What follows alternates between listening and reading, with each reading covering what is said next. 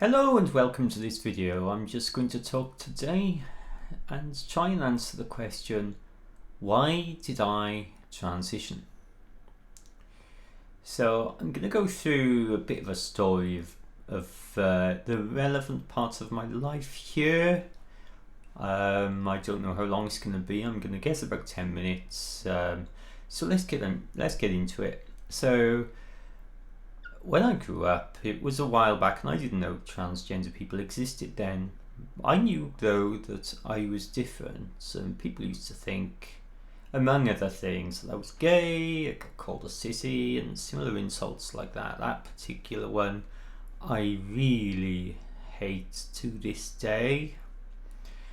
I wasn't particularly interested in sports, especially football, which was unusual for, as I was at that time presenting as a boy, and as far as I was concerned, I was a boy, but also I wasn't exactly interested in playing with dolls either. I had my own kind of thing to do. I was very interested in geeky stuff like computers, electronics, and astronomy, various other things, but mostly that's neither here nor there really. So if we come to my teenage years, I remember people levelling at me the accusation that I was more like a girl than a boy, and I didn't disagree with that.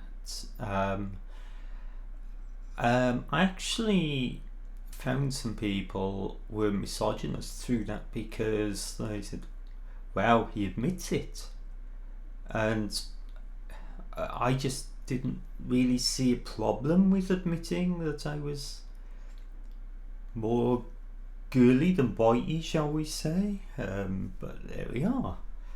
But I still didn't know anything about gender identity or anything. Anyway, as with many of us, I had my first experiences of cross-dressing during my teenage years. I used my mother's clothes at that time. Didn't really understand why I was drawn so strongly to it, and it did become a source of shame for me. I remember my mother challenging me at one time actually that I tried on her shoes, and I confessed, yeah, I'd done so, but nothing else was said, fortunately. So I've been through a couple of purges in my time. This is where somebody who is a cross-dresser gets rid of any of their clothes because of disgust and shame that they tend to feel about themselves, and I understand that's quite a common thing. Many people who cross-dress, but not all, go through that sort of stage. I was never really into kind of drag, which might have changed things, because maybe I would have viewed that as a bit legitimate, but it's never been my thing, never has been, I don't think it ever will be. But never say never, but who knows?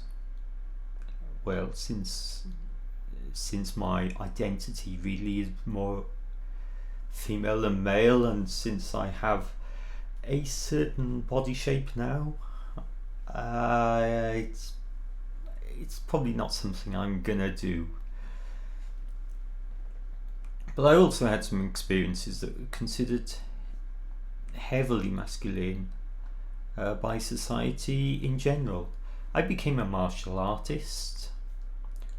I learned to fly fixed wing aeroplanes, and I actually have a private pilot's license, although it's expired at the moment, and I also don't have a medical at the moment. That was a long time ago, but that's an aside. Many transgender people served in the military, and that was something I considered as a teenager. I achieved a respectable standard in DIY. I can use drills, put up shelves. I put up the stand for that monitor that's on the wall, stuff like that. And I had also geeky interests that were also associated with maleness, let's say, generally speaking. Doesn't mean any of these things can't be done by women, but predominantly they're done by men. I understand that that's quite a common thing amongst transgender people to perform activities typically associated with or dominated by people sharing their sex assigned at birth. Now, I remember during my adult life, there were 2 TV series about gender bending that I took a great deal of interest in. One of them was a series, and I might have some of these things wrong. If I have, I do apologise, but I'm trying to remember back far enough. They took 3 men and 3 women and got them to switch sexes for a few weeks and followed their lives, and I found that very interesting indeed. And another was a series in which 3 or 4 male musicians turned themselves into a girl group, and they had to kind of fool their audience that they were women from memory, and for the most part they did. That was interesting. And I became aware, probably not through those programs, but I did become aware that it's possible to switch genders for those who were transgender.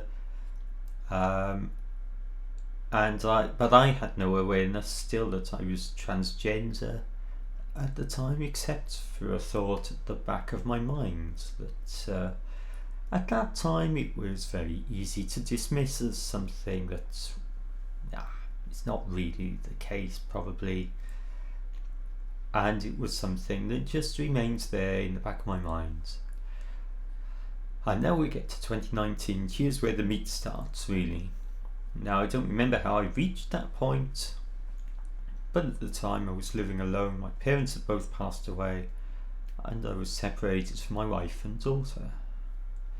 And I saw some people on YouTube who were transgender women, who passed as women, and I became obsessed with the content provided by these people, because they showed me that it is actually possible to live a normal life even after you've transitioned. It's not you don't suddenly turn into someone who is medicalized for the whole rest of their life. You don't suddenly turn into someone who is who really finds it that difficult to pass through society. And there was one in particular who was Charlie Martin, YouTuber Go Charlie. I will link her in the description, and she's a transgender racing driver, and that, to me, that was fabulous. It really was the kind of thing. This was another person who didn't play with dolls when she was young, who had very masculine pursuits, but still had this feeling that their sex assigned at birth was not right for them. So that one in particular, I think, led me to seriously take a step forward with this. So I was looking into my gender, and I read a book by non-binary gender therapist Dara Hoffman Fox, who I believe is still on YouTube, but I don't know, I haven't looked for them for a while. The book is called You and Your Gender Identity, A Guide to Discovery. I have the Kindle version, and it was fantastic for me. And I saw by reading that I fit the pattern for someone who's gender incongruent, who has this gender incongruence, gender dysphoria type thing. Found an online forum called Susan's Place, and I started using that forum to communicate with like-minded people. And it became clear to me really that not only would it be possible for me to transition, I've already said that really. I'm a software engineer, so your gender doesn't matter in that field. It's just whether you can produce the outputs that's expected really. But I was in this state for months where I was absorbing content, trying to figure out who I was. And the next thing that happened was I started to explore my gender identity. I bought clothes, nail polish, makeup, shoes, all that sort of stuff. And this was further than I'd ever gone before. I had used nail polish a little bit on my feet, but that's obviously easily hidden, and it's not something anybody else really became aware of.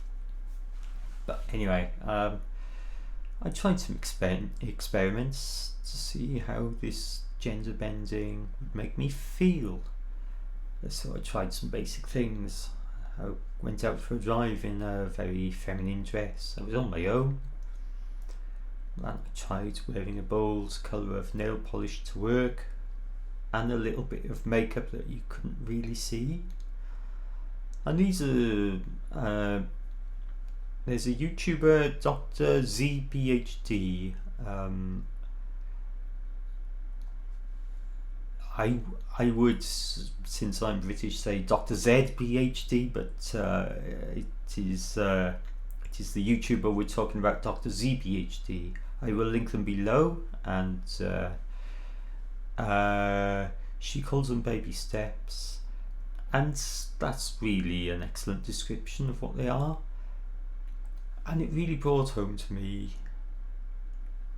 I felt happier, I felt more myself, and it brought home to me that my gender identity didn't really match my sex assigned at birth. So, well, it's not really enough to transition, is it? It's, yeah, okay, could just leave it at that level. Well, the next thing that happened, and this was parallel through this, so this was going on while I was looking into doing this. I used the service of an online therapist. I'm not going to link the service that provided that online therapist because they're a little bit controversial. I didn't know that at the time, but there are some aspects of them that are controversial. But they had knowledge of gender identity issues, and that helped me reach the conclusion that not only was I transgender, I mean obvious now, I am transgender, I'm taking the hormones and everything, but at that time, of course, I didn't know that I was transgender, but it was also my best interests to transition. Now I talked through all my experiments with this therapist, and I was at a point where it was really looking like, yes, you're transgender, should you do something about it? So I remember one Friday, after thinking long and hard about this, because at this point I didn't know whether my wife would accept me. I was separated, but I wasn't divorced, and I was kind of hoping things would get better, which they did, but that's not really relevant here. And also I had my daughter as well to think about. I didn't want to lose them, so I had to think about that. But then, so I made the decision, I'm not going to transition, and I made that on a Friday. I think I made it after work, if I remember correctly. On that Friday, I posted a message to my therapist at the time to say, okay, well, we know I am transgender, but I'm not going to transition. And boy, I was really sad for the whole weekend. So around about 48 hours later, I just had to change my decision, because of that level, how down I was, how depressed I was. So on that Sunday, 2 days later, I changed my decision. And if you will, it's kind of like I tasted the forbidden fruit, as it were. And I'd reached the point where, I concluded I had to do it. I had to pursue gender transition. Having reached the conclusion, I pursued it aggressively. And I don't know what I would do today. I say that because it's a lot more difficult today than it was 4 years ago, because we've become visible enough to be targets for people that don't like us, and they probably just don't know anybody like us. So I'm kind of hoping I'm doing my bit by publishing these videos to show that we are people that just happen to have this need for our well-being to transition. And that's all it is. Nobody would pursue this type of thing if they weren't absolutely sure. Nobody, because you already know it's going to put you. I believed cishet, straight, male. I kind of won the lottery in terms of who I was. I mean, in some respects. In other respects, my health as a child wasn't very good and stuff like that. But I thought,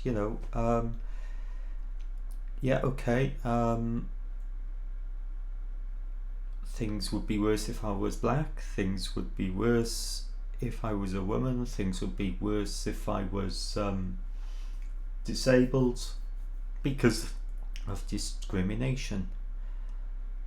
But of course, I'm a transgender woman. Non-binary as well, because I don't intend to change my voice. But anyway, that's how I got to be. That's how I got to transition. That's why I transitioned. I know this is not an answer to the question, why am I transgender? I got no way to answer that. I can't tell you why.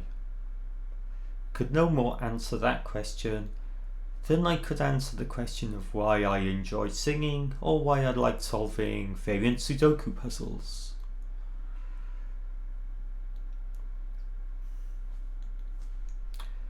Well, I hope this answers the question adequately. I'm happy to receive questions in the comments as long as they're supportive. I hope you can see this decision wasn't one that I remotely took lightly. It's not a decision that anybody just makes off the cuff. They don't decide, oh, today I'm a transgender woman and today I'm a cisgender man. It's not the way this works. Anyway, there we are. For me, it was a decision that took months, years and decades to be reached. It really was my mind pushed me in that direction and kept going until I accepted that I am transgender. So that's it. I hope you found this useful. Thank you for watching.